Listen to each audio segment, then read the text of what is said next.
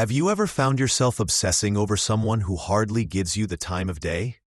They don't text back. They don't seem impressed. They move through life as if your presence or absence barely makes a dent. And yet, you can't stop thinking about them. Why? Why do we become emotionally entangled with those who seem so emotionally unavailable? Today, we're diving deep into the psychology behind this paradox. Why we're often the most drawn to people who don't seem to need us at all.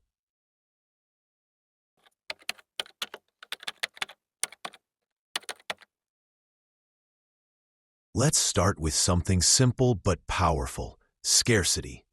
Human psychology is wired to assign higher value to things that are rare, limited, or hard to get. This is the same principle behind why luxury brands limit their inventory, or why limited-time offers work so well. Now apply that to relationships. When someone is emotionally unavailable, their attention becomes scarce. Their love, if it ever shows up, feels like gold dust. We begin to chase not just a person, but the validation that comes with receiving something so elusive. It becomes an emotional game of, if I can just make them want me, then maybe I'm worth wanting.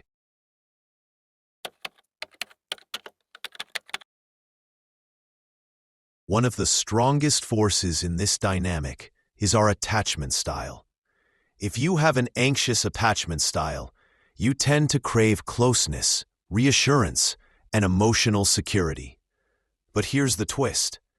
Anxious individuals are often attracted to people with avoidant attachment styles.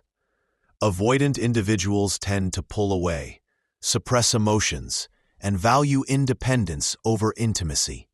And somehow, this exact behavior triggers the anxiety and longing in those who fear abandonment. The result? A loop where the more distant someone is, the more you pursue them. The chase itself becomes the relationship, not because it's healthy, but because it feels familiar. Here's a strange fact about human nature. We don't like being told we can't have something. It's called psychological reactance, a mental pushback that happens when our freedom feels threatened. When someone doesn't want us, doesn't need us, or emotionally shuts the door, a part of us kicks in with the emotional equivalent of, "Oh yeah? Watch me." This isn't attraction. It's rebellion disguised as romance.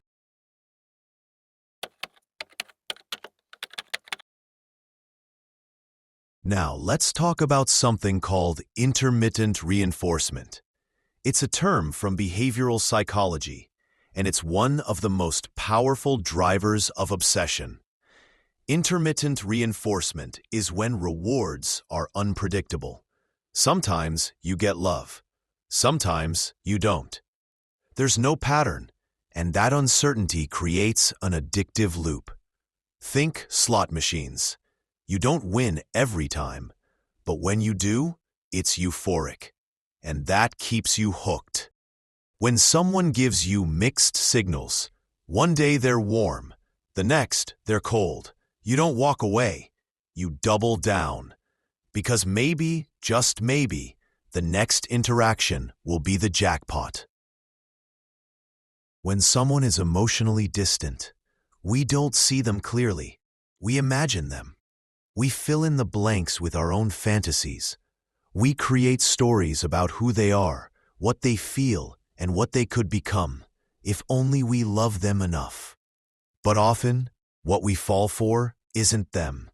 It's our projection. A curated version of them, shaped by our own hopes and needs. And in this illusion, they become almost mythic. Silent, mysterious, deep. But the truth, they might just be emotionally unavailable. Not deep, just distant.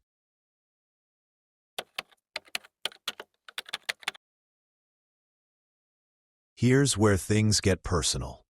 When someone doesn't choose us, we start questioning our own value. Why not me? What's wrong with me? What do I need to do to be enough? And so, we start chasing, not for love, but for proof. Proof that we're lovable, desirable, worthy. This is not love. It's ego. It's the desperate need to be validated by someone who withholds that validation. It's trying to earn love like it's a prize, when in reality, love was never supposed to be earned. It was supposed to be shared. Sometimes the pull toward the unavailable isn't a coincidence. It's a pattern rooted in our past. If you grew up in an environment where love was inconsistent, conditional, or emotionally distant, your nervous system might have adapted to see that as normal. So when someone shows up with similar behavior, hot and cold, present then absent, it feels oddly comfortable. Not because it's right, but because it's familiar. We recreate old pain, hoping for a different outcome. But healing doesn't happen by choosing the same wound in a new body. It happens when we stop chasing pain and start choosing peace.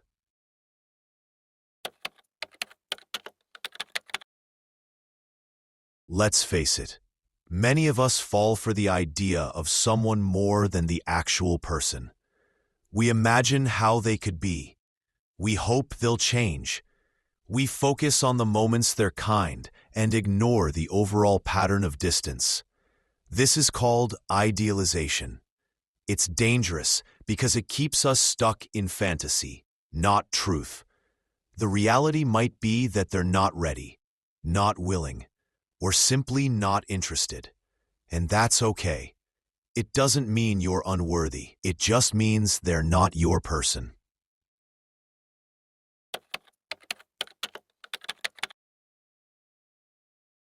So how do we break free from this? First, awareness. You have to recognize the patterns, the triggers, the stories you tell yourself. Second, acceptance. Some people will never give you the love you want, not because you're unlovable, but because they are unavailable. And third, alignment. Start choosing people who choose you, not in a way that feeds your ego, but in a way that nourishes your soul. You don't have to beg for attention. You don't have to decode mixed signals. Real love won't leave you guessing. Here's the truth. The most powerful relationships aren't built on longing and uncertainty. They're built on mutuality, on two people who want to be there, who choose each other, who show up. You deserve someone who sees you, not someone you have to convince. You deserve safe love, clear love, reciprocal love. And until you believe that, you'll keep mistaking emotional starvation for romantic chemistry. If this video helped you understand something about yourself or your relationships, please give it a like and share it with someone who needs to hear it. And don't forget to subscribe. We've got more insights into love, the mind, and human behavior coming your way. Thanks for watching, and remember, you are already enough.